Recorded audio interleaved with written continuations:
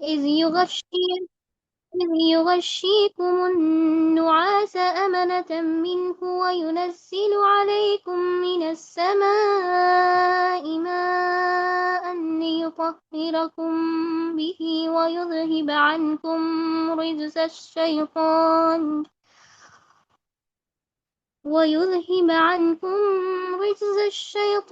وليربط على قلوبكم ويثبت به الأقدام إذ يوحي ربك إلى الملائكة أني معكم فثبتوا الذين آمنوا سألقي في قلوب الذين كفروا الرعب فاضربوا فوق الأعناق واضربوا منهم كل بنان ذلك بأنهم شاقوا الله ورسوله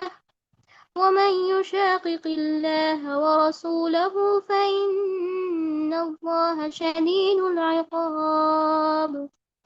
ذلك الذي يبشر الله عباده الذين آمنوا وعملوا الصالحات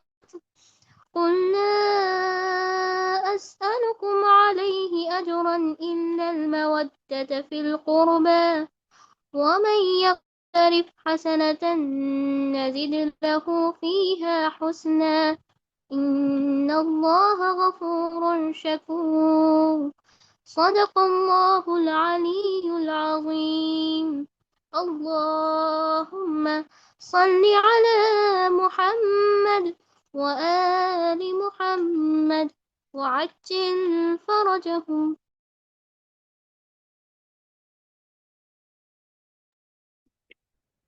جزاک اللہ. اللہم صلی علی محمد وعلی محمد وعجل فرجہم. لا الہ الا اللہ محمد رسول اللہ الى زوال درسگاہ حسین ہے. لا الہ الا اللہ محمد رسول اللہ الى زوال درسگاہ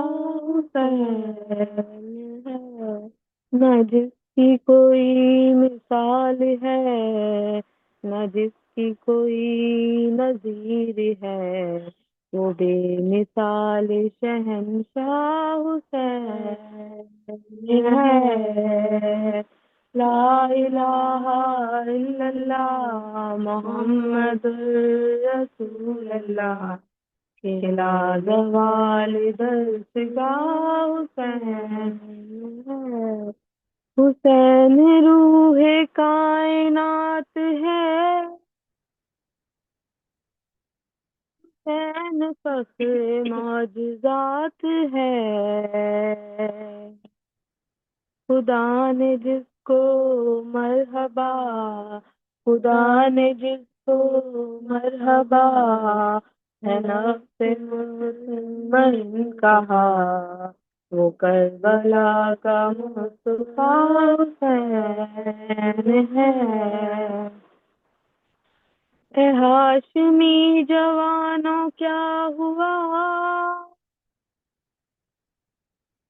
کہاں چلے گئے ہو باوفا صدا یہ فاطمہ کی تھی صدا یہ فاطمہ کی تھی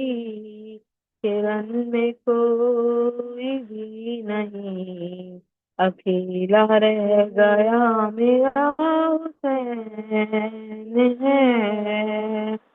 لا الہ الا اللہ محمد رسول اللہ قلع زوال درسگاہ حسین ہے. حرم میں حشر کا سما ہوا سے جب سکینہ نے کہا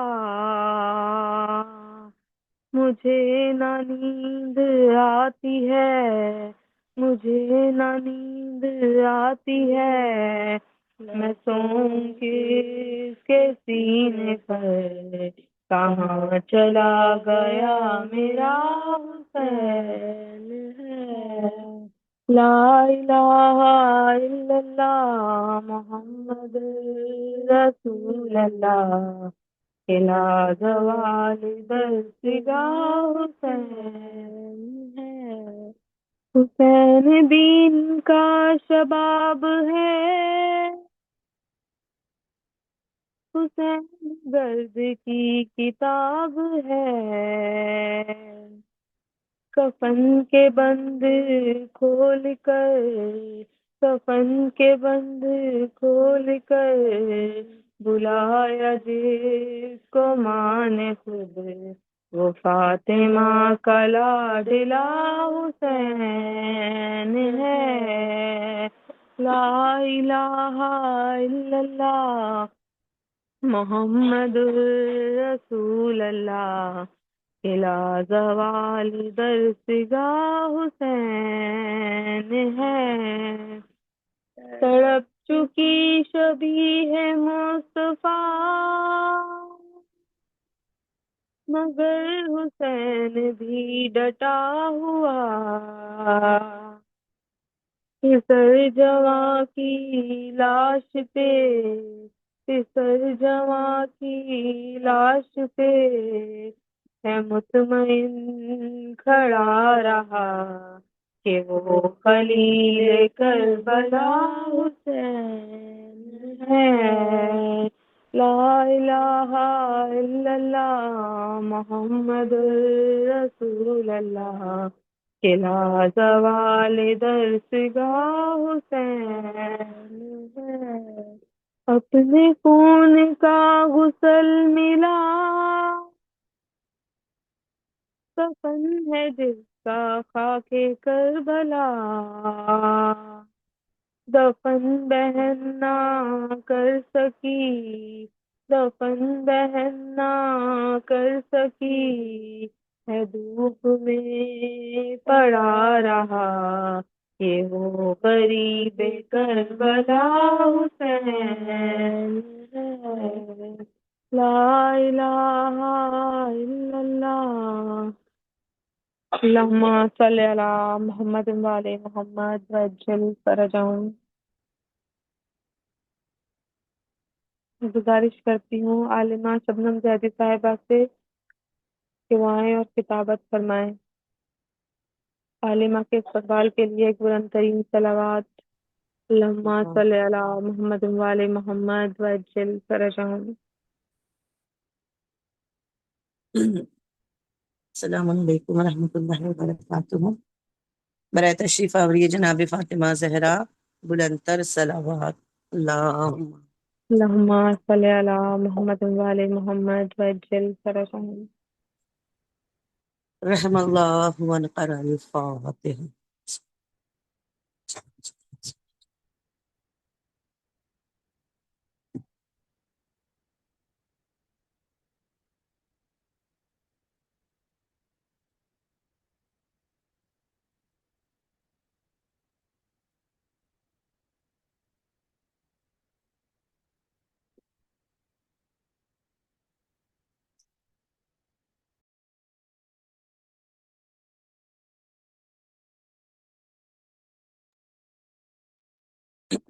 لا حول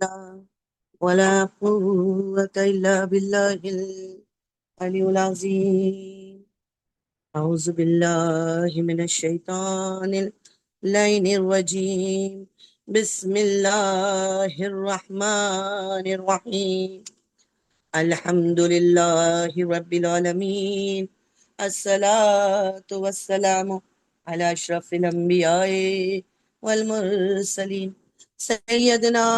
ونبينا وشفيع ذنوبنا وحبيب قلوبنا وطبيب نفوسنا مولانا مولى الثقلين جد الحسن والحسين أبي القاسم محمد اللهم صل على محمد وآله الطيبين الطاهرين المعصومين المظلومين ولعنة الله على أعدائهم أجمعين. أما بعد فقد قال الإمام الحسين عليه السلام: إني لم أخرج أشرا ولا بطرا ولا مفسدا ولا ظالما، إنما خرجت لطلب إصلاحي في أمة جدي، وأريد أن آمر بالمعروف وأنهى عن المنكر، وأسيرة بسيرة جدي وأبي علي ابن أبي طالب صلوات اللهم صل على صلی محمد علی وعلى محمد محمد وعلی وعجل محمد وعجل فرجهم۔ فرجهم۔ پروردگار عالم، خالق کائنات، مالک ارض و سما، وہ معبود حقیقی کہ جس کا جتنا بھی شکر ادا کیا جائے کم ہے۔ احسان ہے اس پروردگار کا جس نے ہمیں آج ایک دن کی اور مہلت دے دی، آج ایک دن کی اور ہماری حیات میں اضافہ کر دیا کہ ہم سب آج پھر سے اس بی بی کو پرسہ دینے کے لیے جمع ہیں۔ عزیزان محترم، اس عشرہ زینبیہ کی آج یہ آخری مجلس ہے۔ خدا کی بارگاہ میں یہی دعا ہے پروردگار عالم ہم سب کے اس مجلس، ہمارے پرسے، ہماری سزاداری کو اپنی بارگاہ میں شرف قبولیت عطا فرمائے۔ شہزادی فاطمۃ الزہرا ہم سے راضی ہو جائیں انشاءاللہ، کہ ہم سب نے اگرچہ حقیقی معنی میں حق ماتم ہم سے ادا نہیں ہو سکا ہے، وہ گریہ کرنے کا جو حق ہے کہ اس حسین پر جس طرح سے گریہ کرنے کی ہمیں تعلیم دی گئی ہے، اگرچہ ہم نے ویسا گریہ نہیں کیا ہے، کہ جب معصوم کے سامنے کوئی گریہ کر رہا تھا تو امام نے یہی فرمایا تھا کہ ایسے میرے جد پر گریہ نہ کرو۔ اس نے اپنے رومال کو پیش کیا 8ویں امام کی خدمت میں صحابی نے کہ مولا دیکھیے یہ پورا رومال آنسوؤں سے تر ہے، تو امام نے ایک جملہ کہا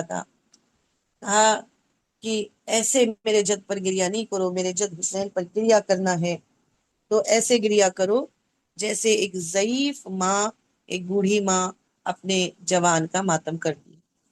عزیزان محترم، امام حسین علیہ السلام کی وہ کلام جسے اپنا عنوان سخن قرار دیا ہے، جس میں امام فرما رہے انی لم اخرج اشرم ولا بطرا ولا مفسدا ولا ظالما، انما خرجت لطلب اصلاح فی امت جدی وارید ان آمر بالمعروف وانہا عن المنکر واسیرت بسیرت جدی وابی علی ابن ابی طالب، کہ میں اپنے نانا کا وطن چھوڑ کر اس لیے نہیں جا رہا ہوں کہ حسین کو تخت و تاج کی ضرورت ہے، حسین کو دولت کی ضرورت ہے، حسین کو حکومت کی ضرورت ہے، نہیں، حسین نہ کسی پر ظلم کرنے جا رہا ہے، نہ کہیں پر شر اور فساد پھیلانے کے لیے جا رہا ہے، بلکہ امام کا ہدف اور مقصد کیا ہے؟ امام فرمان انما خرجت لطلب اصلاح فی امت جدی، میں اپنے نانا کی امت کی اصلاح کے لیے جا رہا ہوں، لوگوں کو نیکیوں کی دعوت دینے کے لیے جا رہا ہوں، لوگوں کو برائیوں سے روکنے کے لیے جا رہا ہوں، اور اپنے نانا کی سنت اور اپنے بابا کی سیرت کو زندہ کرنے کے لیے جا رہا ہوں۔ یہ امام حسین علیہ السلام کا ہدف اور مقصد تھا، اور اسی مقصد اور اسی ہدف کو لے کر امام کربلا آئے تھے۔ آپ سب جانتی ہیں کہ یہ وہ خطبے کا حصہ ہے، یا کہوں کہ اس وصیت کا حصہ ہے کہ جو امام نے آخری وقت جب مدینے سے نکل رہے تھے تو آپ نے یہ وصیت اپنے بھائی سے کی تھی۔ عزیزان محترم، دیکھیے جب امام حسین مدینے سے چل رہے تھے تو اس وقت بھی انہوں نے خطبہ دیا، اور قرآن میں بھی بہت مواقع پر ملتا ہے کہ انبیاء الہی نے بھی جو ہے مختلف موقع پر جو ہے وہ خطبات دیے ہیں۔ جب آپ دیکھیں جیسے ابراہیم کے بارے میں ملتا ہے کہ نمرود کے دربار میں جناب ابراہیم نے خطبہ دیا،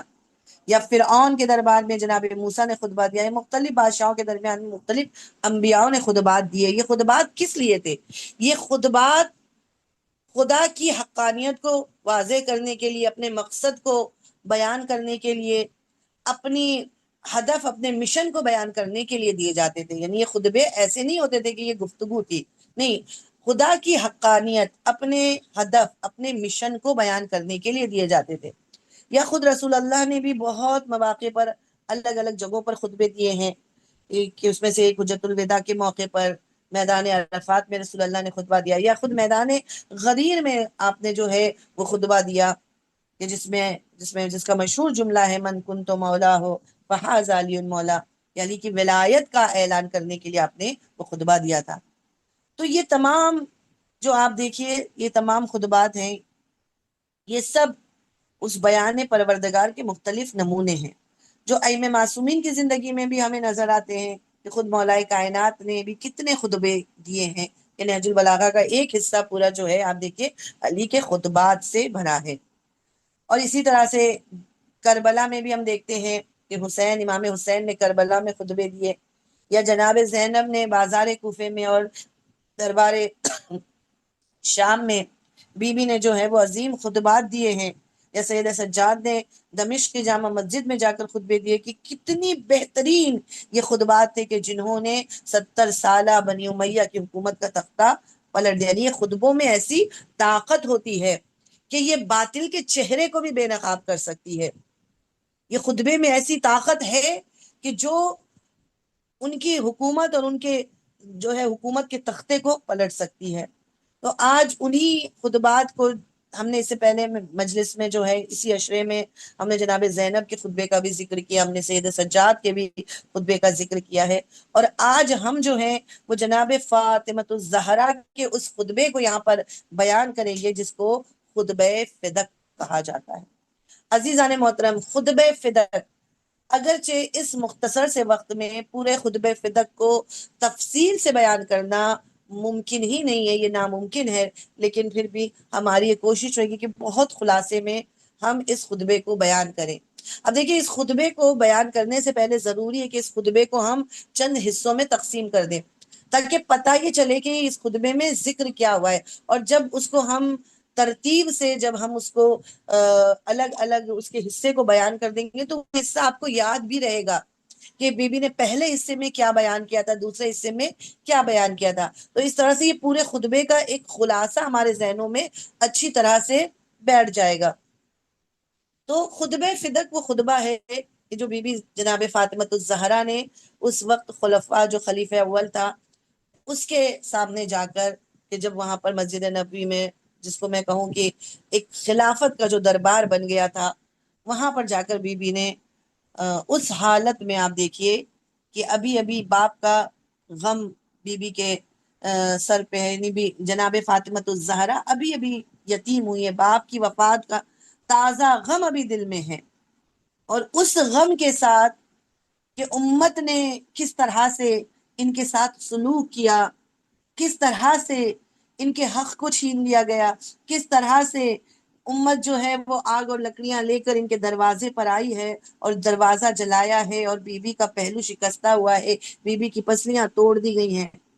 اور اس حالت میں بی بی نے ایسا عظیم خطبہ ارشاد فرمایا کہ جس میں فصاحت، بلاغت، ترتیب اور استدلال اپنی انتہا کو پہنچا ہوا ہے۔ یعنی آپ یہیں سے دیکھ لیں، ایسی حالت میں ایک بی بی کی جو اتنے غموں سے چور ہو اور وہ ایسا عظیم الشان خطبہ دے دے کہ اس خطبے کی فصاحت اور بلاغت کا کوئی مقابلہ نہیں کر سکتا ہے، اس کی ترتیب، اس میں استدلال جس طرح سے بی بی نے دیا ہے، کوئی اس کا مقابلہ نہیں کر سکتا ہے۔ تو اس خطبے کو اگر ہم مختلف حصوں میں تقسیم کریں گے تو آپ دیکھیں کہ پہلا حصہ جو ہے کہ بی بی نے جاتے ہی صرف اپنے حق کا مطالبہ نہیں کیا، بلکہ سب سے پہلے بی بی نے خدا کی حمد و ثنا اور نظریے توحید کے بارے میں گفتگو کی، یعنی سیدھے اپنے مدعے کو بیان نہیں کیا بی بی نے، بلکہ مقدمے کے طور پر سب سے پہلے اللہ کی حمد و ثنا سے کیا۔ اسی لیے یہ درس ہمیں بھی ملتا ہے کہ ہم بھی جب بھی کوئی گفتگو کریں، کسی بھی جگہ پر کوئی بھی چیز بیان کرنی ہے تو سب سے پہلے اللہ کی حمد و ثنا کریں، یعنی کسی بھی چیز کی آغاز، کسی بھی چیز کی شروعات کرنی ہے تو پہلے اللہ کی حمد و ثنا سے کرنی چاہیے، اور پھر اس کے بعد بی بی نے توحید پروردگار کے بارے میں گفتگو کی ہے۔ اور اس کے بعد یہ دوسرا حصہ اگر اس خطبے کا دیکھیں تو پھر اس میں بی بی نے رسالت اور مقصد رسالت پر گفتگو کی ہے۔ عزیزان محترم، یہ وہ خطبہ ہے کہ جس میں جناب فاطمہ زہرا نے، آپ دیکھیں کس طرح سے رسالت کے بارے میں اور مقصد رسالت کے بارے میں آپ نے گفتگو کی ہے۔ آپ نے کیا فرمایا؟ قرآن کی دیکھیں مسلسل کئی قرآن کی آیتیں اس خطبے میں بی بی نے جو ہے وہ پیش کی ہیں۔ آپ فرماتی ہے لقد جاءکم رسول من انفسکم عزیز علیہ ما عنتم حریص علیکم بالمؤمنین رؤوف رحیم، یقیناً تمہارے پاس خود تم میں ہی سے ایک رسول آئے جو تمہاری تکلیف ان پر شاک گزرتی تھی، وہ تمہاری بھلائی کے لیے بہت زیادہ حریص تھے اور مومنین کے لیے نہایت ہی شفیق اور مہربان تھے۔ یعنی اس آیت میں اگر ہم دیکھیں تو بی بی جو ہیں وہ اپنے سب سے پہلے تو رسالت کے بارے میں گفتگو کرتی ہیں، اور اس کے بعد جو ہے مقصد رسالت کو بیان کرتی ہیں کہ رسول اللہ جب آئے ہیں تو کس لیے آئے ہیں، اللہ نے ان کو کس صفات کے ساتھ جو ہے وہ بھیجا ہے۔ کا رسول من انفسکم، رسول کوئی اجنبی شخصیت نہیں تھے، بلکہ وہ تمہارے ہی درمیان میں وہ زندگی بسر کر رہے تھے، ان کے تو وہ تمہارے حالات سے باخبر تھے، وہ تمہارے مسائل سے باخبر تھے۔ عزیز علیہ ما عنتم، انہیں تمہاری تکلیف سے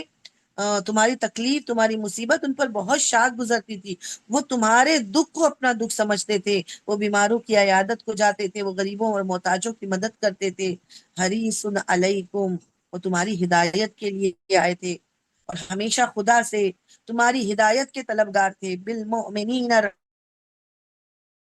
نہایت ہی رحیم اور مہربان تھے۔ تو عزیزان محترم، آپ نے اس آیت کی تلاوت کی، لوگوں کو رسول اللہ کی شخصیت جناب فاطمہ زہرا یاد دلا رہی ہیں کہ رسول کی رحلت کو ابھی زیادہ عرصہ نہیں گزرا، اگر تم اس رسول کو دیکھو گے تو تمہیں پتا چلے گا کہ وہ رسول کوئی اور نہیں، وہ میرے باپ تھے۔ اور پھر آپ نے سورہ نور کی آیت تلاوت کی جس میں اللہ نے رسول اللہ سے کیسے کلام کرنا چاہیے، کس طرح سے رسول کی تعظیم کرنا چاہیے، اس کا ذکر کیا ہے۔ بی بی نے اس آیت کی بھی تلاوت کی اور بتایا کہ دیکھو جو قرآن رسول کے احترام کے لیے اتنا واضح کام بتا رہا ہے، وہ رسول میرے باپ ہیں اور میں ان کی بیٹی فاطمہ ہوں۔ تو آپ نے رسالت کے مقصد اور رسالت کے ہدف کو بیان کیا، اور پھر اپنے بابا کے تمام فضائل کو بیان کیا، اور پھر اس کے بعد امت کی ذمہ داری کو شہزادی بیان کر رہی ہیں، نظریہ امامت کو بیان کر رہی ہیں، اور قرآن کی اہمیت اور احادیث کی جو اہمیت ہے اس حوالے سے امت کی کیا ذمہ داری بنتی ہے اس کو بیان کریں کہ خدا وحدہ لا شریک ہے، یعنی توحید کا ذکر کیا، اور اس نے ہماری ہدایت کے لیے نبی کو بھیج دیا، نبوت کا بھی ذکر کیا، اور اس نے رسول کو بھیج کر اپنی ذمہ داری کو تو پورا کر لیا ہے، لیکن اب امت کے لیے رسول کے متعلق کیا ذمہ داری بنتی ہے، اس حوالے سے اب بی بی جو ہیں وہ اس نقطے کو ہائی لائٹ کر رہی ہیں۔ اور پھر اس کے بعد جو ہے آپ نظریے امامت کو سمجھاتی ہیں اور قرآن کی اہمیت کو بیان کرتی ہیں۔ عزیزان محترم، آپ دیکھیے توحید کا ذکر، نبوت کا ذکر، امامت کا ذکر،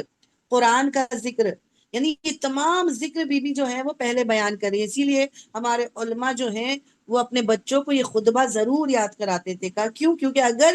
یہ خطبہ بچے کو یاد ہو گیا تو گویا وہ شیعہ عقائد کا پورا خلاصہ اس کے ذہن میں نقش ہو جائے گا۔ یعنی اگر یہ خطبہ انسان کو، ابھی میں نے اس کے ترتیب جو بتائی ہے، اگر انسان اس ترتیب سے اس خطبے کو پڑھے تو پورے عقائد جو ہیں وہ اچھی طرح سے اس کے ذہن میں بیٹھ جائیں گے۔ کہ بی بی نے سب سے پہلے توحید کا ذکر کیا ہے کہ کیوں خدا وحدہ لا شریک ہے، کیوں خدا کو وحدہ لا شریک ہونا چاہیے، خدا کی توحید، خدا کی وحدانیت کا ذکر، اور اس کے بعد پھر نبوت کا اور رسالت کا ذکر کیا ہے کہ رسول کو بھیجنے کا مقصد کیا تھا، کیوں اللہ نے اپنے رسولوں کو بھیجا ہے، تمہاری ہدایت کے لیے بھیجا ہے، پروردگار تم سے محبت کرتا ہے اس لیے اس نے اپنے رسولوں کو بھیجا جو آ کر تمہاری ہدایت کریں، میرے بابا کو بھی بھیجا تاکہ وہ آ کر تم سب کی ہدایت کریں۔ اور پھر اس کے بعد امامت کا ذکر کر رہی ہیں شہزادی کہ پھر امامت کی کیا ذمہ داری ہے، کیوں خدا نے امامت کا جو ہے وہ سلسلہ شروع کیا، امامت کے نظریے کو بی بی نے پیش کیا۔ اور اسی لیے اگر انسان اس کو یاد کر لے تو اس کے جو عقائد ہیں وہ عقائد اس کے ذہن میں اچھی طرح سے بیٹھ جائیں گے۔ اور پھر اس کے بعد شہزادی شریعت کے احکام اور فلسفے کو بیان کرتی ہے کہ جس کو علل الشرائع کہا جاتا ہے، یعنی شرائط کی علتیں اور حکمتیں اور اس کے فلسفے کو بی بی نے بیان کیا کہ اللہ نے اگر تم پر نماز کو واجب کیا ہے تو کیوں واجب کیا ہے، روزے کو واجب کیا ہے تو کیوں واجب کیا ہے، حج کو واجب کیا ہے تو کیوں واجب کیا ہے۔ تو جتنی بھی شریعت کی مختلف حکمتیں تھیں ان میں سے بعض کو بی بی نے اس حصے میں پوری طرح سے ہائی لائٹ کیا ہے۔ یعنی اب یہاں سے آپ دیکھیے احکام کی باری، فروع دین کی باری آ گئی۔ ابھی تک اصول دین کا ذکر ہوا تھا، اب فروع دین کا ذکر ہو رہا ہے۔ آپ سب جانتے ہیں اصول دین 5 ہیں اور فروع دین 10 ہے، کہ جس میں سے سب سے پہلے نماز کا حکم ہے۔ تو اب بی احکام کو بیان کر رہی ہیں کہ اللہ نے اگر نماز کو واجب کیا ہے تو کس نے واجب کیا ہے، نماز پڑھنے سے انسان کو کیا فائدہ ملتا ہے، نماز پڑھنے کا کیا فلسفہ ہے، روزے کا کیا فلسفہ ہے، حج کا کیا فلسفہ ہے۔ اب دیکھیے یہ سارے جو فروعات دین ہیں بی بی نے اس کا ذکر کیا۔ دیکھیے اگر واقعی انسان اس خطبے کو پڑھے اور اس کی تشریح کو سمجھے تو تمام اصول دین اور فروع دین اس کے لیے واضح ہو جائیں گے۔ اور پھر جب یہ اس فروع دین کو بی بی نے بیان کر دیا، شریعت کی جو حکمتیں ہیں ان کو بیان کر دیا، تو اب بی بی پھر اپنا تعارف کرواتی ہیں کہ اے مسلمانوں، تم مجھے جانتے ہو، انی عالم فاطمہ، مجھے پہچان لو، میں فاطمہ ہوں، میں فاطمہ بنت محمد ہوں۔ پھر اپنا بی بی نے تعارف کروایا، رسول اللہ کا تعارف کروایا، اور پھر امیر المومنین کا تعارف کروایا کہ میں کون ہوں، پہچانو میرے بابا کون ہے اور میرے شوہر علی مرتضی کون ہے، اور پھر اسلام کے سلسلے میں علی نے کیا کیا کنٹریبیوشن کیا ہے اس کو سیدہ بتاتی ہیں۔ مجتہدن فی امر اللہ، قریبا من رسول اللہ، مشمرا ناصحا، مجدن قادحن، یعنی بی بی یہ سب جو ہے مولا کائنات کی صفات بیان کر رہی ہیں کہ علی کون ہے، مجتہدن فی امر اللہ، اللہ کے کام کے لیے علی نے کبھی بھی کوتاہی نہیں کی ہے، اللہ کے امر کو بجا لانے میں علی نے اپنی پوری زندگی گزار دی، ایک لمحے کے لیے بھی علی نے اللہ کے امر کو بجا لانے میں کوتاہی نہیں کی، مسلسل تلاش اور کوشش کرتے رہے۔ قریب من رسول اللہ، کون علی، جو رسول اللہ کے سب سے قریب تھے، کہ آپ فرماتی ہیں کہ وہ علی کہ جو رسول اللہ سے سب سے زیادہ قریب، وہ علی کہ جو رسول اللہ کی آغوش میں جس نے تربیت پائی، وہ علی کہ جسے رسول نے اپنے ہاتھوں سے کھانا کھلایا، وہ علی کہ جو ہر قدم پر رسول اللہ کے ساتھ تھے، کہا جیسے اونٹنی کا بچہ ماں کے پیچھے پیچھے چلتا ہے، کہا علی رسول اللہ کے ساتھ ہر قدم پر ان کے ہمراہ تھے۔ قریب من رسول اللہ، سب سے زیادہ اگر کوئی رسول اللہ سے قریب تھا تو وہ علی تھے۔ مشمر الناصحہ، اور علی نے رسول خدا کی اور دین اسلام کی حفاظت کے لیے اپنی کمر کو بستہ کر لیا تھا، وہ امت کے خیر خواہ تھے، وہ لوگوں کی بھلائی کے لیے انہوں نے ہر عمل کو انجام دیا۔ تو یہ تمام علی کے فضائل کو جناب فاطمہ الزہرا نے یہاں پر بیان کیا۔ اور پھر آپ دیکھیے کہ اس خطبے کا جو 7واں حصہ ہے، اس حصے میں بی بی ان حالات کو اور اس پس منظر کو بیان کرتی ہیں کہ جب رسول خدا کی رحلت ہو گئی تو پھر امت نے ان کے ساتھ کیا کیا۔ نہیں آپ دیکھیے اگر اس کو میں خطبے کو اگر حصوں میں تقسیم کروں تو تقریباً 9 حصوں میں میں نے اس خطبے کو تقسیم کیا۔ پہلا خطبہ، پہلا حصہ توحید کا، جس میں اللہ کی حمد و ثنا اور نظریہ توحید کو بیان کیا۔ دوسرا حصہ رسالت اور مقصد رسالت پر آپ نے گفتگو کی۔ تیسرا حصہ امت کی ذمہ داری۔ چوتھا حصہ نظریہ امامت کو بی نے سمجھایا اور قرآن کی اہمیت کو بیان کر رہی ہے۔ اور پھر 5واں حصہ شریعت کے احکام اور فلسفے کو بیان کیا۔ چھٹا حصہ بی اپنا اور رسول اللہ اور علی مرتضی کا تعارف دے رہی ہیں، کون رسول کون علی، اور پھر ان کے فضائل کو بیان کیے۔ اور پھر 7واں حصہ کہ جس میں بی اس پس منظر کو، ان حالات کو بیان کری کہ جب رسول خدا کی رحلت ہو گئی تو پھر امت نے ان کے ساتھ کیا کیا۔ اور اب یہاں سے ایک مصائب کا جو ہے وہ باب داخل ہو جاتا ہے۔ کیا فرماتی ہیں کہ جب میرے بابا کو خدا نے بلا لیا، فرماتی فلم مختار اللہ نبی یہی دار انبیاء، آپ نے یہ نہیں فرمایا فلم مات رسول اللہ کہ جب میرے بابا مر گئے، نہیں، فلم مختار اللہ، جب اللہ نے اپنے نبی کو بلا لیا، وہ نبی کہ جس کو اللہ نے بھیجا تھا، جب اللہ نے اپنے نبی کو بلا لیا، ظہر فیکم حسیقۃ النفاق وثملا جلباب الدین، تو اس وقت جب میرے بابا کو اللہ نے اپنی طرف بلا لیا اور میرے بابا دنیا سے چلے گئے تو اب تم سب کے نفاق آشکار ہو گئے، تم سب کے چہرے آشکار ہو گئے، اور جو دین کا تم نے لبادہ اوڑھ لیا تھا وہ سب کچھ پارا پارا ہو گیا، تمہارا اصلی چہرہ اب سب کے سامنے آ گیا ہے۔ اور اب اس کے بعد 8واں جو حصہ ہے، یہاں پر بی اب فدق کا ذکر کرتی ہیں، یعنی اتنا ذکر کرنے کے بعد اب اس حصے سے بی جو ہے وہ فدق کا ذکر کرتی ہیں۔ عزیزان محترم، اس 40 سے 50 منٹ میں آپ دیکھیں پورے خطبے کو میں ذکر نہیں کر سکتی ہوں، لیکن ہاں یہاں پر میں تھوڑا سا اس فدق کا ذکر کروں گی کہ جس کے بارے میں بی بی نے یہاں پر آ کر گفتگو کی ہے. تو 8ویں حصے میں بی بی نے فدق کا ذکر کیا، اور پھر اس کے بعد 9واں حصہ جو ہے اس میں آپ نے انصار سے خطاب کیا اور ان کی مذمت کی کہ تمہیں کیا ہو گیا، تم ہماری مدد کے لیے ہمیشہ کھڑے رہتے تھے، لیکن میرے بابا کے اس دنیا سے جاتے ہی تم نے منہ کو موڑ لیا، تم نے سستی کا مظاہرہ کیا، تم نے اپنے رخوں کو ہم سے موڑ لیا. تو عزیزان محترم پھر یہاں پر بیوی جو ہے وہ انصار سے خطاب کرتی ہے، ان کی مذمت کرتی ہیں، اور اس کے بعد پھر یہ خطبہ ختم ہو جاتا ہے. تو 9 حصوں میں اس خطبے کو میں نے تقسیم کیا ہے، اور یہیں سے میں اب اس طرف آتی ہوں کہ بیوی نے جو فدق کا ذکر کیا ہے تو بیوی یہاں سے پھر شروع کرتی ہیں کہ وہ خطاب کرتی ہیں خلیفے کی طرف اور کہتی ہیں کہ تمہارا یہ خیال ہے کہ ہمارا میراث میں کوئی حق اور حصہ نہیں ہے، تو کیا تم زمانے جاہلیت کے حکم کو نافذ کر رہے ہو؟ یہ تو اس زمانے میں ہوتا تھا کہ بیٹیوں کو ان کے حق سے محروم کر دیا جاتا تھا، اور یہ اللہ ہے جو بہتر فیصلہ کرتا ہے، اور یہ جو تم فیصلہ کر رہے ہو یہ اللہ کا فیصلہ نہیں ہو سکتا ہے. کیا تمہارے پاس علم نہیں ہے؟ پھر کہتی ہے کیوں نہیں، تمہارے پاس علم ہے، یہ حقیقت تو روز روشن کی طرح واضح ہے کہ یقیناً میں ہی محمد مصطفیٰ کی بیٹی ہوں، اس میں تو کسی کو کوئی شک اور شبہ نہیں ہے. پھر آپ مسلمانوں کی طرف خطاب کر کے کہتی ہیں مسلمانوں، کیا میری میراث کے اوپر زبردستی تم نے قبضہ نہیں کر لیا؟ اے ابن ابی قحافہ، ابو بکر، تم تو اپنے باپ کے وارث بن جاؤ اور میں اپنے باپ کی میراث حاصل نہیں کر سکتی. یقیناً یہ بڑی حیران کن بات ہے. کیا تم جان بوجھ کر کتاب خدا کے فیصلے کو تم نے پیچھے ڈال دیا ہے؟ اب یہاں سے بی بی جو ہے قرآن کی آیتوں سے استدلال کرتی ہیں کہ میراث میں ہمارا حق ہے یا نہیں. بی بی جو ہے وہ قرآن سے اس بات کو جو ہے وہ ثابت کرتی ہیں. عزیزان محترم، جب بی بی نے اپنے حق کا مطالبہ کیا تھا تو وہاں پر ان لوگوں نے ایک حدیث سنائی اور بی بی سے یہ کہہ کر ان کے جو ہے وہ حق کو رد کر دیا تھا کہ انہوں نے کہا کہ ہم نے انبیاء سے، ہم نے رسول اللہ سے سنا تھا کہ رسول اللہ نے فرمایا تھا کہ ہم گروہ انبیاء لا نرث ولا نورث، کہ نہ ہم کسی کے کو وارث بناتے ہیں اور نہ ہی ہمارا کوئی وارث ہوتا ہے، نہ ہم کسی کو وارث بناتے ہیں. جو بھی ہم چھوڑ کر جاتے ہیں وہ صدقہ ہے.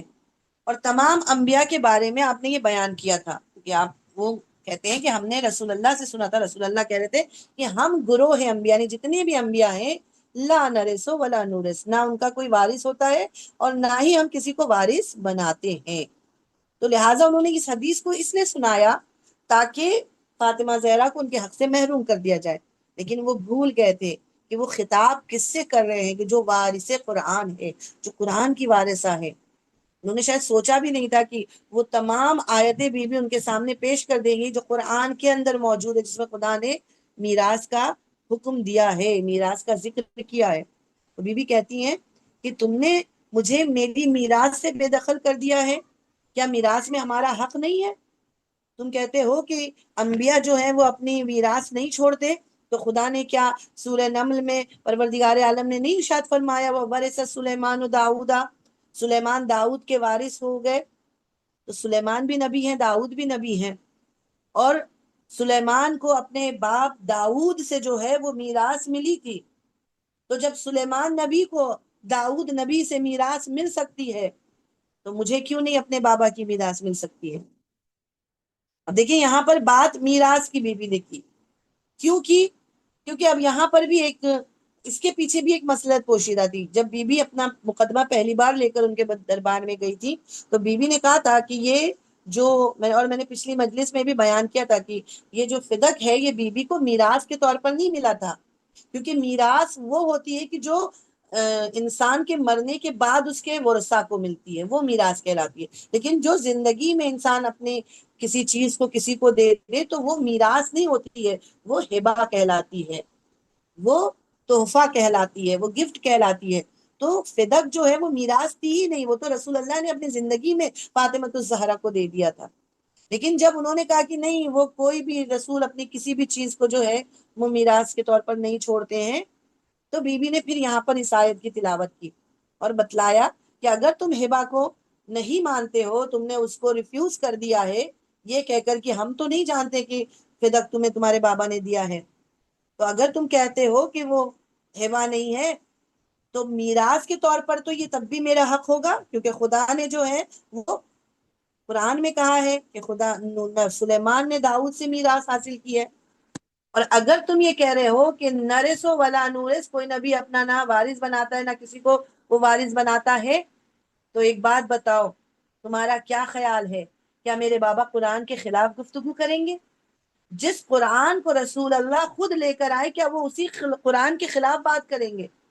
کہ جس قرآن میں اللہ خود کہہ رہا ہے کہ سلیمان نے داؤد سے میراث لی، تو جیسے نبی کو اپنے ایک نبی کو نبی سے میراث ملتی ہے، ایک بیٹے کو باپ سے میراث ملتی ہے، تو میں بھی تو اپنے باپ کی اکلوتی وارث ہوں، تو یہ میراث تو مجھے ملنی چاہیے۔ تو رسول خدا کبھی بھی قرآن کے خلاف گفتگو نہیں کر سکتے ہیں۔ اور دوسری چیز، اگر میں تمہاری بات کو حق بھی مان لوں کہ رسول نے اگر یہ بات ایسی کہی ہو، تو سب سے پہلی چیز کہ رسول اللہ تم سے کیوں یہ بات کہیں گے، انہیں مجھ سے یہ بات کہنا چاہیے تھی نا، کیونکہ میراث تو میرا حق تھا نا، تو رسول خدا کو مجھے بتانا چاہیے تھا کہ رسول کوئی میراث چھوڑ کر نہیں جاتے، انہوں نے تم سے کیوں ذکر کیا؟ یعنی بی بی بتانا چاہ رہی تھی کہ اگر یہ بات کہنی بھی تھی رسول کو تو وہ تم سے کیوں کہتے، وہ انہیں ہم سے کہنا تھا۔ اس کو میں ایک ایگزامپل سے سمجھاؤں گی عزیزان محترم۔ دیکھیں، جب اسکول میں یا کسی بھی کالج میں کوئی اناؤنسمنٹ ہوتی ہے، تو جس میں جرنل بات کرنی ہوتی ہے، جس کا تعلق پورے اسکول یا پورے کالج سے ہوتا ہے، تو وہ اسمبلی میں وہ پورا اناؤنسمنٹ کر دیا جاتا ہے، کیونکہ اس میں سارے لوگ شامل ہوتے ہیں۔ لیکن اگر کسی خاص کلاس کے لیے کوئی اناؤنسمنٹ ہو تو اس کو وہاں پر نہیں بیان کیا جاتا ہے، اس کو اسی کلاس میں جا کر بیان کیا جاتا ہے۔ اب اگر کوئی کلاس 7 کے لیے اناؤنسمنٹ کرنا ہے اور کلاس 8 میں جا کر وہاں پر اناؤنسمنٹ کیا جائے، تو وہ کہہ سکتا ہے نا کہ بھئی ہمیں کیوں آ کے یہ سنا رہے ہیں، جس کے لیے ہے وہاں اس کلاس میں جا کر اناؤنسمنٹ کیجئے۔ تو عزیزان محترم، دنیا کا بھی دستور ہے کہ جس خاص انسان کے لیے اگر کوئی اناؤنسمنٹ کرنی ہے تو اسی سے جا کر کہا جاتا ہے، کسی دوسرے سے نہیں کہا جا سکتا ہے۔ تو میراث کا مسئلہ اگر بتانا بھی تھا میرے بابا کو تو وہ مجھے بتاتے، نہ کہ تمہیں بتاتے، مگر انہوں نے تو مجھے ایسا کچھ بتایا ہی نہیں۔ جب مجھے نہیں بتایا تو تم کو کیوں بتائیں گے، جس کا تم سے کوئی ربط ہی نہیں ہے، پھر تمہیں کیوں میرے بابا یہ بات بتائیں گے؟ اس کا مطلب کہ یہ حدیث صحیح نہیں ہے، یہ حدیث تم نے گڑھی ہے، یہ حدیث غلط ہے۔ اور پھر اس کے بعد بی بی ایک اور آیت کی تلاوت کرتی ہیں اور کہتی ہیں جناب زکریا کی دعا، کہ جناب زکریا کہتے ہیں حبلی من لدن کا ولین، پروردگارہ مجھے ایک بیٹا عطا کر جو میرا بھی وارث بنے اور آل یعقوب کا بھی وارث بنے۔ تو زکریا کا وارث جب ہو سکتا ہے تو میرے بابا کی وارث میں کیوں نہیں ہو سکتی ہوں؟ اور پھر آپ فرماتی کہ اللہ کی کتاب میں یہ نہیں لکھا ہے کہ تم لوگوں کو میراث مل جائے لیکن مجھے میرے باپ کی میراث نہیں ملے؟ اچھا یہ بتاؤ، کیا تم لوگوں نے جان بوجھ کر خدا کی کتاب سے رشتہ توڑ کر اسے اپنے پسے پشت ڈال دیا ہے؟ ورنہ قرآن تو واضح طور پر کہہ رہا ہے کہ سلیمان کو داؤد سے میراث ملی ہے، یحییٰ زکریا کے وارث قرار پائے ہیں۔ تو جب وہ وارث نبی کے بن سکتے ہیں تو پھر بی بی کہہ رہی ہے کہ اس آیت کے پیش نظر میں کیسے اپنے بابا کی وارث نہیں بن سکتی ہوں؟ اور پھر بی بی ایک اور آیت کی تلاوت کرتی ہے کہ جو میراث کے عمومی حکم کو بیان کرتی ہے کہ بعض کو اللہ نے بعض پر اولویت دی ہے، اور اگر کوئی اپنی میراث چھوڑ کر جاتا ہے تو اسے چاہیے کہ جو اولاد ہے یا اس کے ماں باپ ہے اس کو وہ میراث ملے گی۔ تو رسول اللہ کے تو کوئی والدین موجود نہیں ہے، اولاد میں صرف ایک بیٹی ہوں، تو یہ ساری میراث تو مجھے ملنی چاہیے۔ پھر بی بی نے اس آیت کو پیش کیا، کیا کوئی خاص آیت نازل کی ہے جس کا اطلاق تم پر ہے مجھ پر نہیں ہو سکتا ہے؟ آپ دیکھیں بی بی ایسے الفاظ کا استعمال کر رہی ہیں کہ وہ لوگ مبہوت ہو گئے، کوئی جواب نہیں ہے۔ بی بی کہہ رہی قرآن میں اللہ جنرل بات کر رہا ہے، تو کس بنیاد پر تم نے یہ فیصلہ کر لیا کہ تمہیں اپنے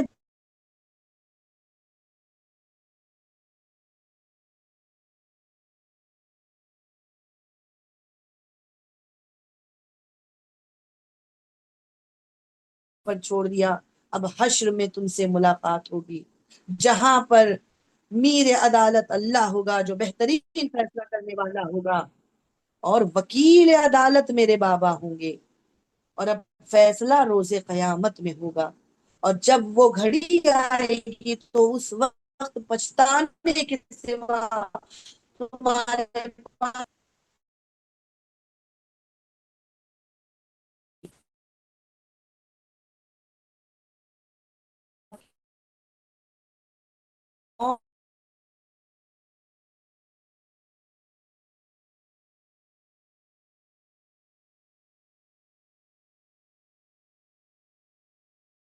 کی طرف کیا۔ آپ دیکھیے کہ انصار کون ہے؟ انصار وہ ہیں جنہوں نے رسول اللہ کی بہت مدد کی۔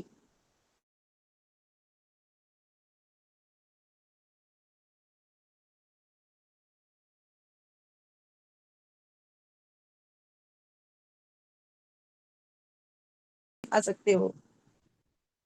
کیا میرے بابا نے یہ نہیں فرمایا تھا کہ جن شخصیتوں کی تعظیم کی جائے ان کی اولاد ضروری ہے؟ اگر تم پر کوئی احسان کرے تو آپ اس کا بھی احترام کرتے ہو، اس کی اولاد کا بھی احترام کرتے ہو۔ وہ رسول جنہوں نے تم پر اتنے احسان کیے، وہ رسول کہ جس نے 23 سال احکام خدا کو تم تک پہنچایا ہے، اور جو اپنی اجرت میں تم سے صرف اپنے اقربا کی محبت اور مودت کا تقاضا کر رہا تھا، تم اس طرح سے اس کی محبت اور مودت کا تم اجر دو گے، اس طرح سے تم اس کے اقربا کے ساتھ پیش ہوگے؟ تم نے میرے بابا کے بعد اپنے رخ کو موڑ لیا، اگرچہ تم میری مدد کر سکتے تھے لیکن تم نے میری مدد نہیں کی۔ یقیناً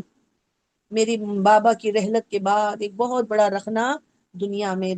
پڑ گیا ہے، اور ایسا خلا وارد ہو جو کبھی بھر نہیں سکتا۔ میرے بابا کے بعد یہ دنیا اندھیری ہو گئی ہے، بہت عظیم حادثہ گزر گیا ہے، اس سے پہلے کسی نے ایسا عظیم حادثہ نہیں دیکھا ہوگا، اور موت برحق ہے، اور بہت جلد تم سب بھی اس خدا کی بارگاہ میں کھڑے کیے جاؤ گے، اور تم وہاں پر اس وقت رسول اللہ سے کیا جواب دو گے؟ اور یہاں پر بی بی نے خطبے کو تمام کیا۔ عزیزان محترم، بس میں نے اپنی گفتگو کو ختم کیا۔ روایت کہتی ہے 3 گھنٹے بی بی اس دربار خلافت میں کھڑی تھی اور بی بی نے خطبے کو دیا۔ عزادارو، تصور کیجئے جس کی پسلیاں ٹوٹی ہوں، جس کا پہلو شکستہ ہو، 3 گھنٹے مسلمان اسے دربار میں کھڑا رکھیا۔ جب بی بی کو وہ منظر یاد آ گیا ہو کہ جب اسی جگہ پر وہ بابا سے ملنے آیا کرتی تھی، رسول اللہ اپنی جگہ چھوڑ کر کھڑے ہو جاتے تھے، رسول خدا احترام فاطمہ میں اپنے مسند کو چھوڑ کے کھڑے ہو جاتے تھے، اپنے مسند پر فاطمہ کو بٹھاتے، فاطمہ کا احترام کرتے۔ زدارو، وہ منظر بی بی کو یاد آیا ہوگا کہ ہائے جب میں اس جگہ پر آتی تھی کس طرح سے میرے بابا مجھے اپنی مسند پر بٹھاتا تھا، آج مسلمان نبی کی بیٹی کو بیٹھنے کی بھی اجازت نہیں دے رہے۔ 3 گھنٹہ بی بی اس دربار میں کھڑی رہی، آزادارو بی بی کو اس کا حق نہیں دیا گیا۔ اب اس کے بعد جب بی بی دربار سے واپس آئی ہے نا، تاریخ کہتی ہے بی بی کی حالت ایسی تھی کہ چادر زمین پر خط دے رہے تھے۔ جیسی بی بی گھر میں داخل ہوئی ہے، ایک مرتبہ ارے جناب زینب آگے بڑھی ہے، ارے ایک مرتبہ ایک سوال کرتی کہ اماں کہاں گئی تھی؟ عزادارو، اس 3 گھنٹے میں سیدہ کی حالت یہ ہو گئی کہ جب دربار گئی تھی سر کے بال سیاہ تھے، مگر جب واپس آئی ہیں تو سر کے بال سفید ہو چکے ہیں۔ ارباب اعزا، ایک مرتبہ جناب زینب نے ایک سوال کیا کہ اماں کہاں گئی تھی، اتنی دیر ہو گئی؟ ایک مرتبہ جناب فاطمہ زہرا زارو قطار گریا کرتی ہے، کہتی ہے میری لال مت پوچھ، ارے امت نے آج تیری ماں کو ارے دربار میں کھڑا کیا تھا۔ جیسی بی بی زینب نے ایک جملہ سنا نا، تڑپ کر کہتی اماں دربار گئی تھی، مجھے بھی دربار لے چلتی۔ عزادارو، عجب نہیں زینب نے جیسے ہی کہا فاطمہ تڑپ گئی ہو، اے میری لال، ارے اپنی زبان پر کبھی دربار کا لفظ مت لانا اے زینب، اس لیے کہ ایک دن آئے گا جب تجھے بھی دربار میں جانا پڑے گا۔ آزادارو، فاطمہ زہرا ارے عجب نہیں اس منظر کو یاد کر رہی ہو کہ جب ایک وقت آئے گا ارے جب زینب کو بھی دربار میں جانا پڑے گا، مگر ایک فرق تھا زینب کے دربار جانے میں اور فاطمہ کے دربار جانے میں۔ ارے جب فاطمہ دربار گئی ہے، چند قدموں کا فاصلہ طے کر کے فاطمہ دربار گئی ہے، مگر جب زینب دربار جائے گی میلوں کا فاصلہ طے کر کے، ارے کربلا سے کوفہ، کوفہ سے شام کا سفر طے کر کے زینب دربار میں جائے گی۔ اے میری لال، جب میں دربار میں گئی میرے سر پہ چادر تھی، مگر اے زینب جب تو دربار جائے گی ارے تیرے سر پہ چادر بھی نہ ہوگی اے زینب. ارے میں دربار گئی تھی، میرے ہاتھوں میں رسیاں بندھی تھی، مگر جب تو دربار جائے گی. اے زینب میں دربار میں گئی، میرے ہاتھ کھلے تھے، مگر جب تو دربار جائے گی تیرے ہاتھوں میں رسیاں ہوں گی، ہاتھ پسے پشت بندھے ہوں گے. اے میری لال، جب میں دربار گئی تھی اور ایک غم اپنے دل پر لے کر گئی تھی، مگر جب تو دربار جائے گی 72 کا غم تیرے دل میں ہوگا. اے زینب، ارے میں دربار گئی تھی، مجھے 3 گھنٹہ کھڑا رکھا گیا، مگر اے میری لال جب تو دربار جائے گی 3 دن تک تجھے جلتی ہوئی دھوپ میں کھڑا رکھا جائے گا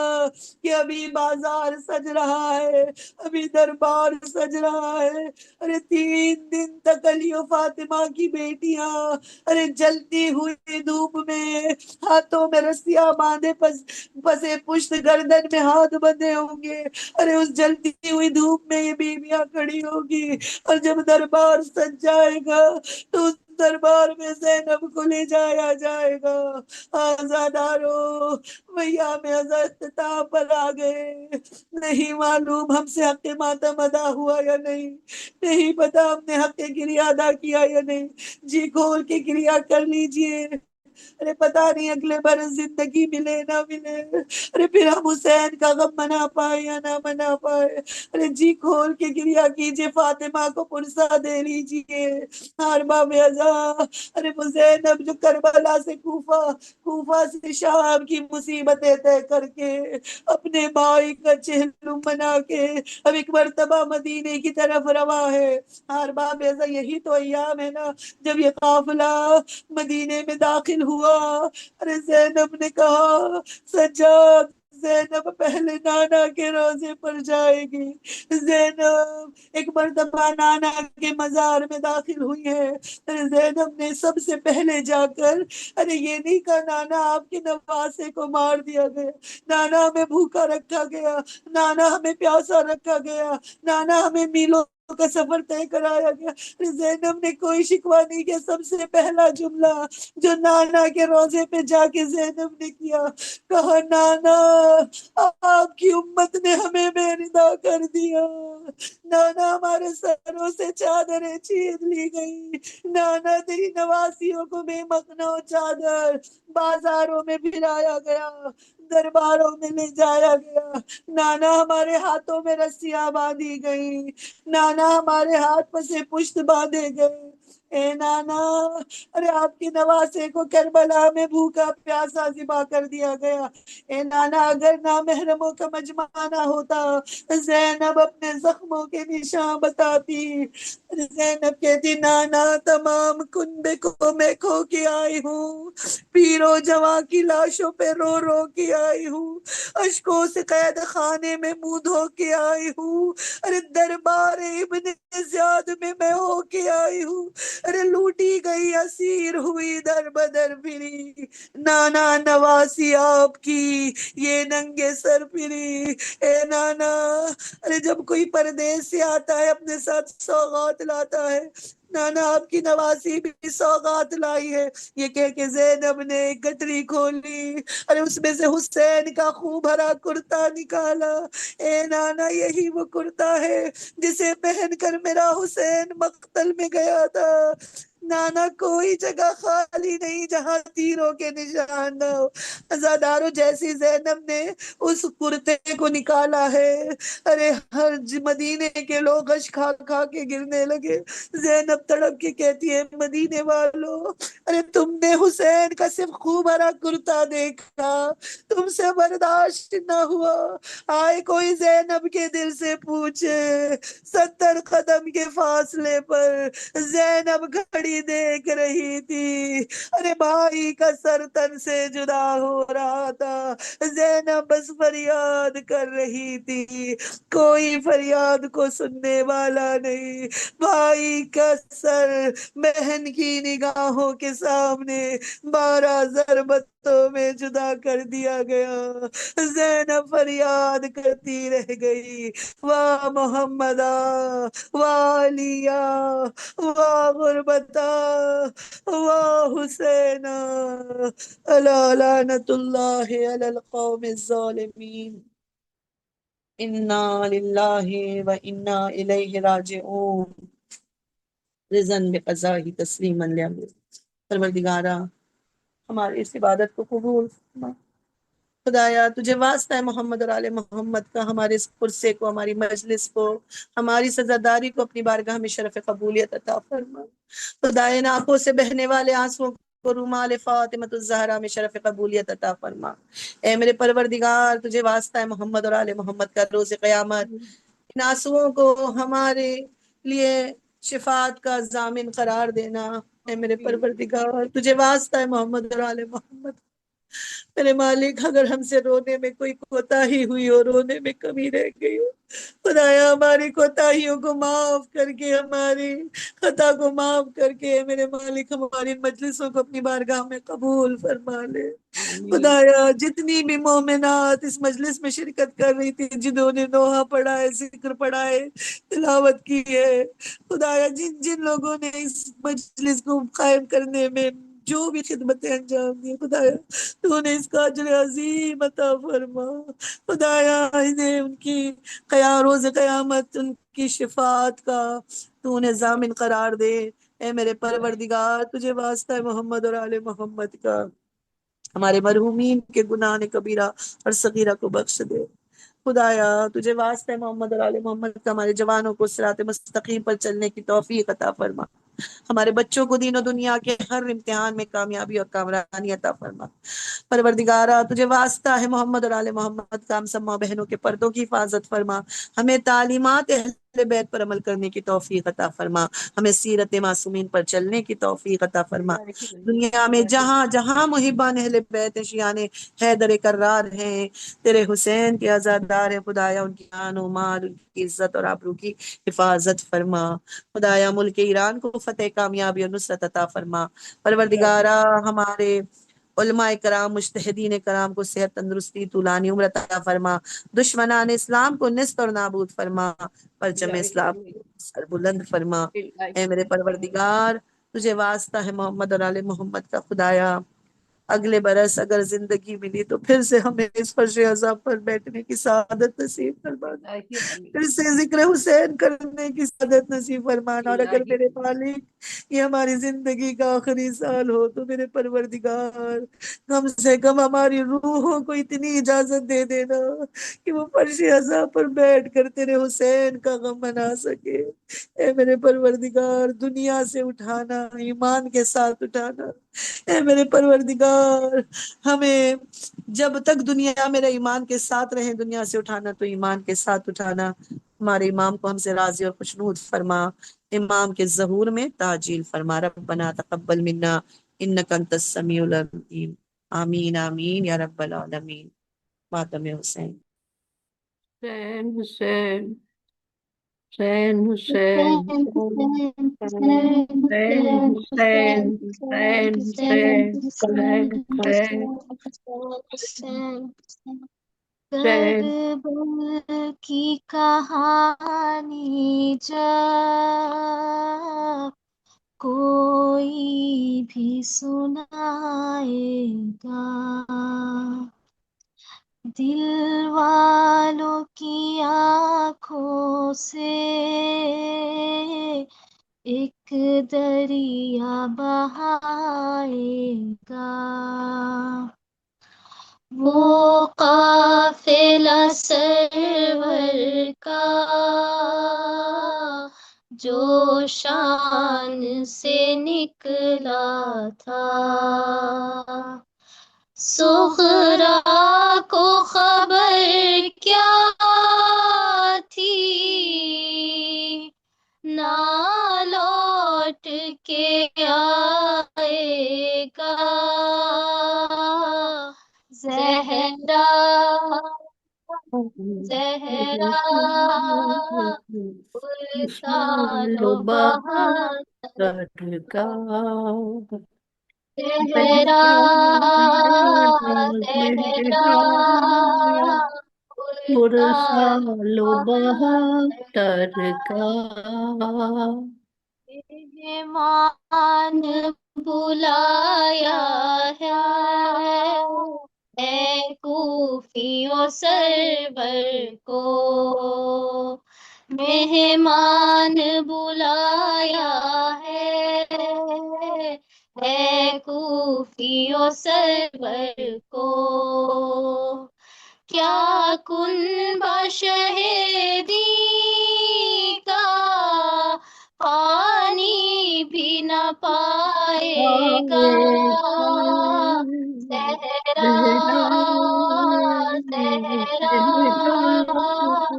پرسال و بہتر کا، صحرا صحرا پرسال و بہتر کا، پامال ہوئے قاسم جب گھوڑوں کی ٹاپوں سے، پامال ہوئے قاسم جب گھوڑوں کی ٹاپوں سے، کس طرح چچا تیری میت کو اٹھائے گا، صحرا صحرا قاسم کا بھی پرسالو، صحرا صحرا پرسال و بہتر کا، تھا ہاتھوں کے کٹنے کا کچھ غم نہ دلاور کو، تھا ہاتھوں کے کٹنے کا کچھ دم نہ دلاور کو، سیدانیوں کا پردہ اب کون بچائے گا، صحرا صحرا عباس کا پرسالو، صحرا صحرا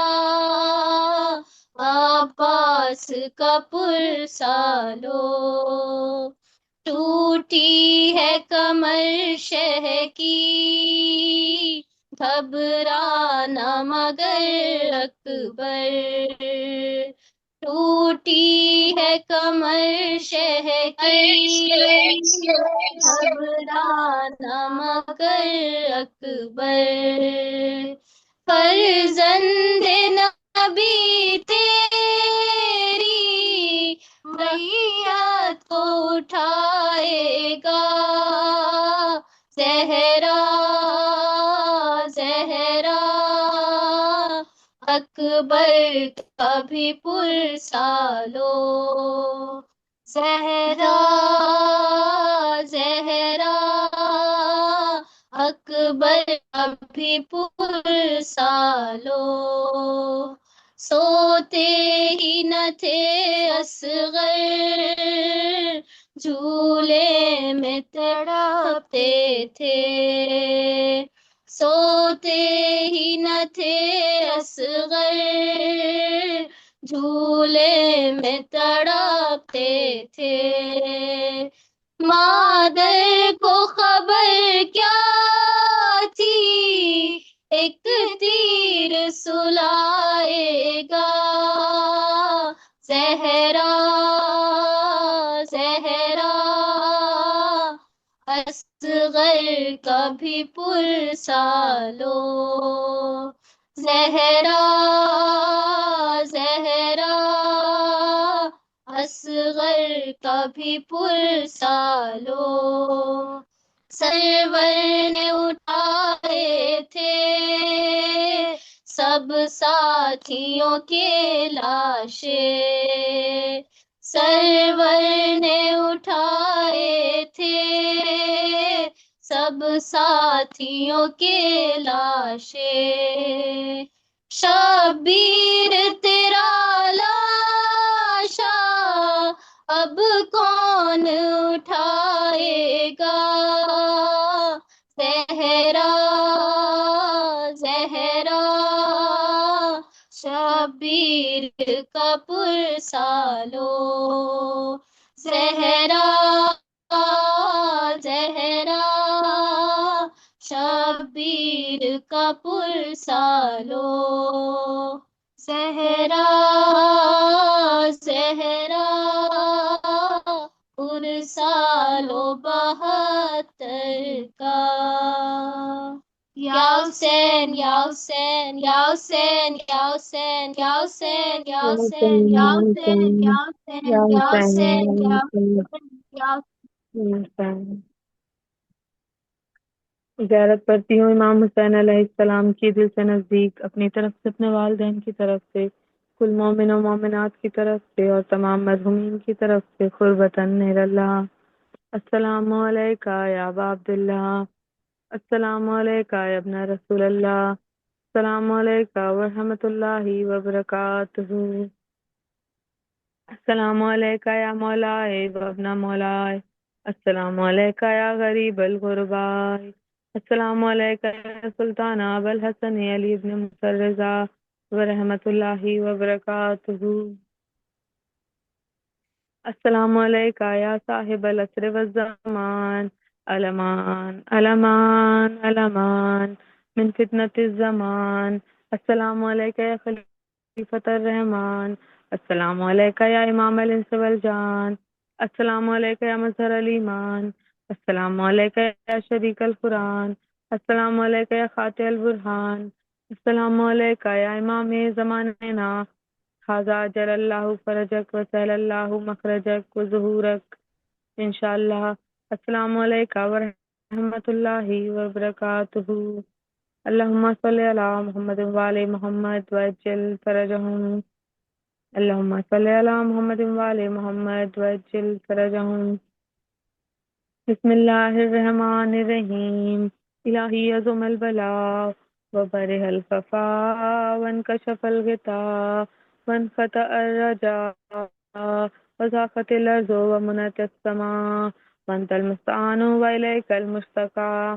وعلیک المعول فی الشدۃ والرخاء، اللہم صلی علی محمد وعلی محمد اولی الامر الذین فرضت علینا طاعتہم وعرفتنا بذلك منزلتهم ففرجنا بحقهم فرجا عاجلا قريبا فلمح البصر أو هو أقرب، يا محمد يا علي يا علي يا محمد اكف عني فإنكما كافيان وانصراني فإنكما ناصران، يا مولانا يا صاحب الزمان الغوث الغوث الغوث، أدركني أدركني أدركني، السعد السعد السعد، الأجل الأجل الأجل، يا أرحم الراحمين بحق محمد وآله الطاهرين، اللهم صل على محمد وآل محمد وعجل محمد فرجهم، وجل فرجهم، صل اللهم على صل محمد على وآل محمد وعلى محمد محمد وعجل وجل فرجهم، فرجهم، اللهم صل على اللهم صل محمد على وعلى محمد محمد وآل وجل محمد فرجهم۔ وعجل فرجهم۔ جزاک اللہ سبھی ممبرس کا اور خصوصاً عالمہ شبنم زیدی صاحبہ کا